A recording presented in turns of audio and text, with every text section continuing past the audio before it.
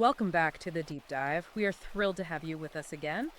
Before we even get into today's material, I need you to do something for me right now. Smash that like button and hit subscribe wherever you are listening. Yeah, it really helps us out. Right. It tells the algorithm that you want more of these in-depth analyses. If you value raw breakdowns of the ideas shaping our world, you really need to support the show.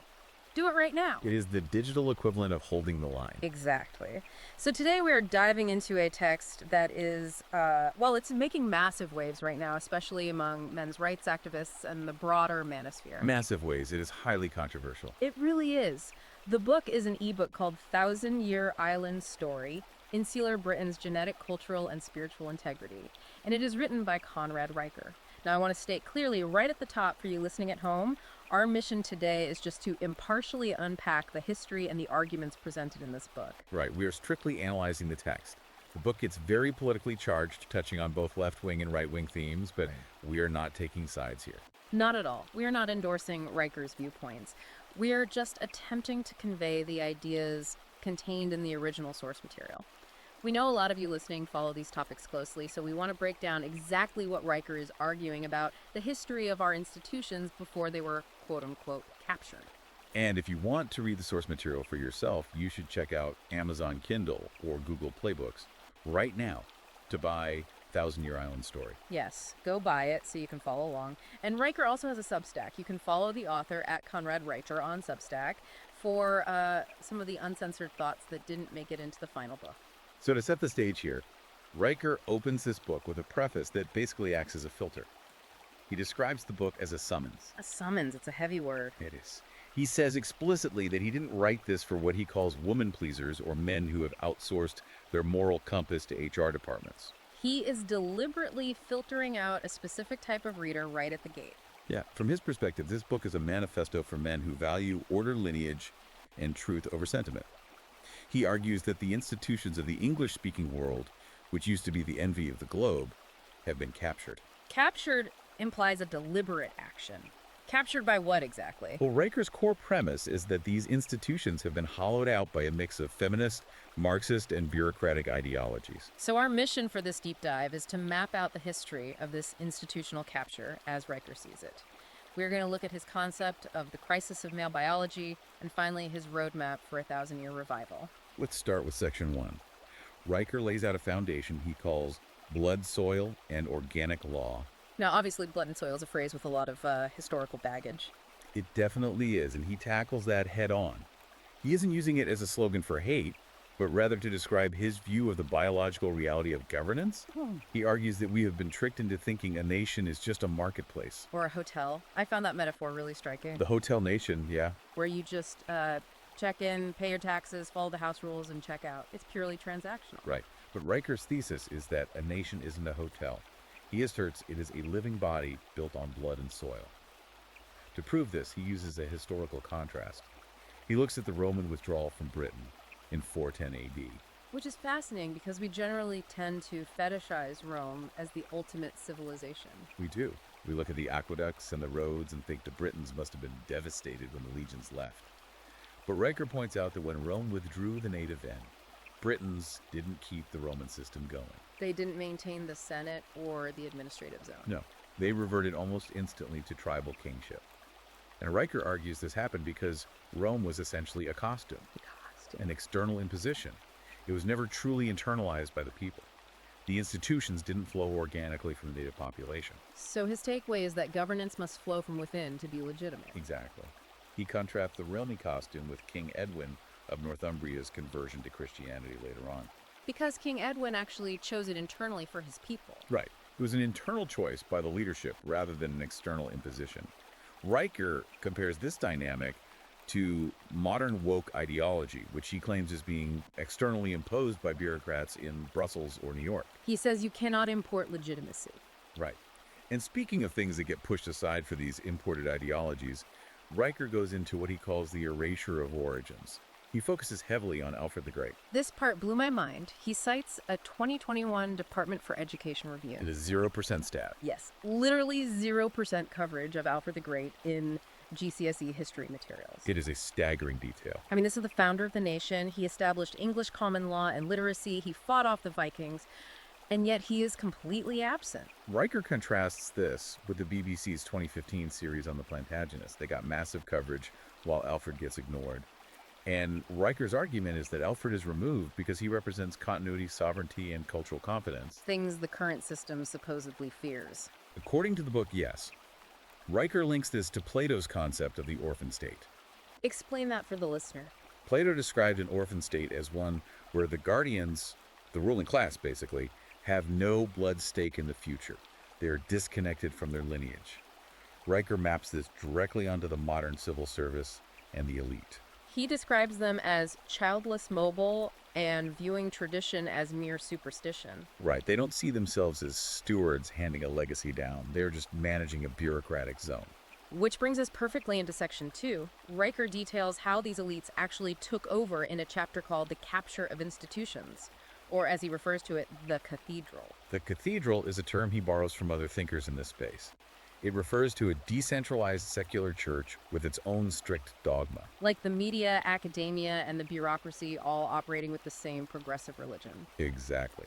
And Riker traces a big part of this capture back to the Education Reform Act of 1988. Because that was the pivot toward child-centered learning. Which sounds completely harmless. Yeah. It sounds compassionate. But Riker argues that, in practice, it replaced discipline with therapy.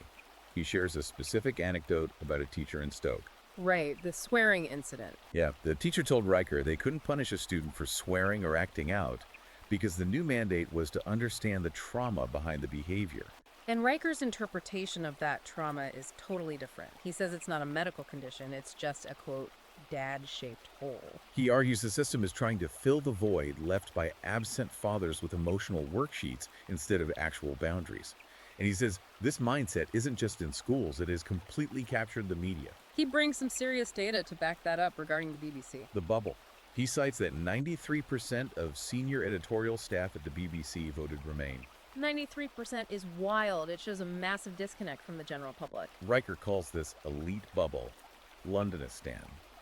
He describes them as living in a world where diversity is a religion and borders are seen as something only peasants care about. While they themselves live in segregated wealth. Exactly. They are totally insulated from the consequences of their own policies. Which leads to his next point, the betrayal of the working class. He paints this really vivid picture contrasting the metropolitan class with the working man. The banker in the glass tower at Canary Wharf versus the factory worker in Stoke-on-Trent. It perfectly illustrates the divide. And Riker is highly critical of David Cameron's big society policy from the early 2010s. He calls it a spiritual placebo. Because while the government was preaching about community stepping up, they simultaneously slashed £37 billion from local councils. Which resulted in the closure of the physical spaces where men gathered. The youth centers the local libraries, and most importantly, the pubs. The pubs were the anchor of male community. From Riker's perspective, yes. When you destroy those spaces, you destroy the social fabric for working class men. And that ties directly into Section 3, which might be the most intense part of the deep dive. He calls it the crisis of male biology and psychology. This is where he discusses the war on boys. The statistics he uses here are alarming. He cites NHS data showing that over 12% of British boys under 16 are currently on behavioral medication. Up from just 1% in 1950. He argues you cannot explain a jump that massive with just better diagnostic criteria. Right. Riker claims this is the pathologizing of masculinity. He asserts that a gynocentric school system is treating natural male traits like motion, risk-taking, and aggression as diseases that need to be cured. He gives that anecdote about the boy named Oliver to illustrate this. Yes, Oliver is a young boy who climbed the school flagpole. A pretty standard boyish thing to do. Exactly. Riker notes that Oliver's father, who is a Royal Marine, saw a boy pushing his boundaries and testing his courage. But the school saw a psychiatric problem. They labeled him and medicated him. They medicated a kid for climbing. Because the system cannot handle male energy. Riker says this creates what he calls a sacred vacuum. Meaning a spiritual void. Yes. A void left by the simultaneous decline of religion and fatherhood. And nature abhors a vacuum. Riker tells a story about a student who openly claimed his identity was assigned by TikTok. Because he rejects biological roles, so he turns to a social media algorithm to tell him who he is. It is the ultimate retreat to the digital. Riker argues that because society offers young men no rank and no honor in the real world, they retreat into video games and pornography. He notes that the male attention span has dropped to 8 seconds. And he brings up the neat demographic, not in education, employment, or training. He cites that they spend 4.7 hours a day on screens. Roker has a brutal quote here. He says, "No one builds a legacy in Fortnite. This isn't leisure, it's anesthesia." They are numbing themselves, and for many, even the anesthesia fails. We have to address his points on suicide and isolation. It is the leading killer of men under 45. Riker calls this the male peer support deficit. He connects it back to the closure of those pubs we mentioned earlier. He uses an example of a pub called the Dog and Bowl. What happened when it closed? He notes there was a direct rise in domestic incidents in the area. His argument is that men lost their pressure valves. The pub was a brotherhood space where they could vent and decompress. Without it, the pressure just explodes at home. It is a really dark picture he is painting of modern society. And in section 4, he gets into how this is maintained through what he calls the language of surrender. This relies heavily on Orwell's concept that language is power. Riker points out how linguistic engineering is used to demoralize the native population. He talks about terms like white privilege and decolonization. Yes, which he argues were imported from American academia and weaponized to shame native Britons. He gives a really specific example of a 14-year-old boy in Kent, The boy was sent to a sensitivity session simply for stating that England was built by the English. which is just a historical fact. But according to the school, it was problematic. Riker says this is part of a broader agenda of rewriting history. The narrative has completely shifted. It went from we built schools and hospitals to we stole everything. Exactly. He cites Bristol University as an example. They scrubbed the phrase British values from their materials and replaced it with shared values. They even labeled Winston Churchill's famous "We shall fight on the beaches" speech as problematic nationalist rhetoric. That is the speech that rallied the country against the Nazis. But Riker argues the goal of the cathedral is to erase that pride. Yeah. He also points to the Windrush pivot. Right, the Windrush generation. They were skilled migrants who came to work and build. But Riker asserts their story has been flipped into a narrative purely about systemic racism in order to justify national guilt. And he says this language of surrender has completely infiltrated the military as well. He calls it the peacekeeper delusion. This is one of his most controversial points. He argues the military is now prioritizing diversity workshops on aircraft carriers over actually training to win wars. He specifically critiques female fighter pilots, right? He does. He argues from a purely biological standpoint, discussing G-force tolerance. He calls the military's approach a biological denialism fallacy that is actively putting missions at risk for the sake of an inclusion aesthetic. Again, we are just reporting his arguments here, but he clearly believes the institutions are ignoring biological reality. Which brings us to his final section. Section 5 is his solution to all of this. He calls it the return of the king. This is where the book shifts into a sort of red pill wake-up call. It focuses on personal sovereignty. Riker wants to redefine what a king is for his audience. He says a king is not a tyrant. A king is a steward. And he uses the phrase, the king does not abdicate. Meaning men need to stop retreating. Stop apologizing for your strength. Stop apologizing for your ambition or your desire to lead.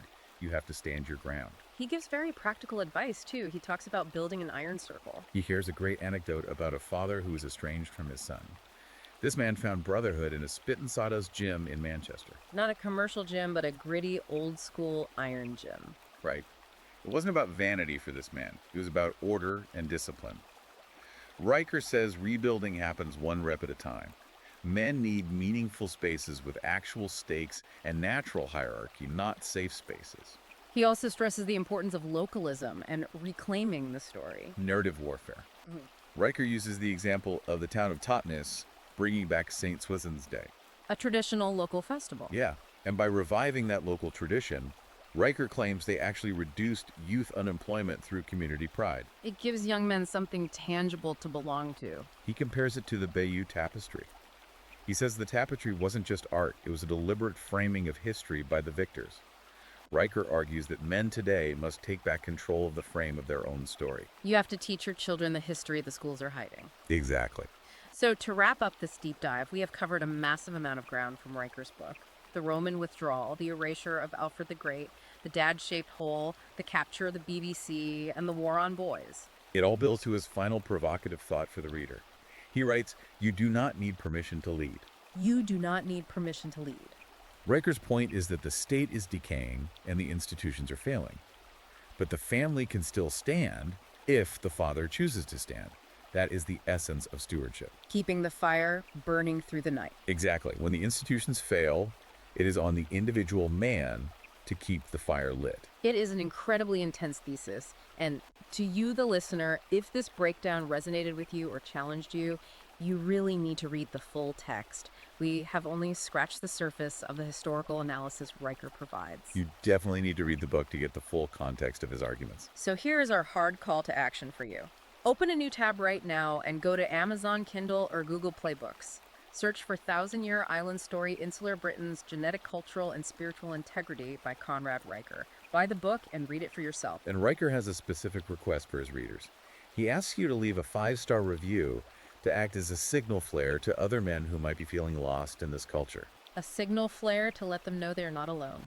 And be sure to follow the author at Conrad Riker on Substack for his ongoing commentary. It is highly recommended if you want to understand this movement. Absolutely. Thank you for joining us on this deep dive.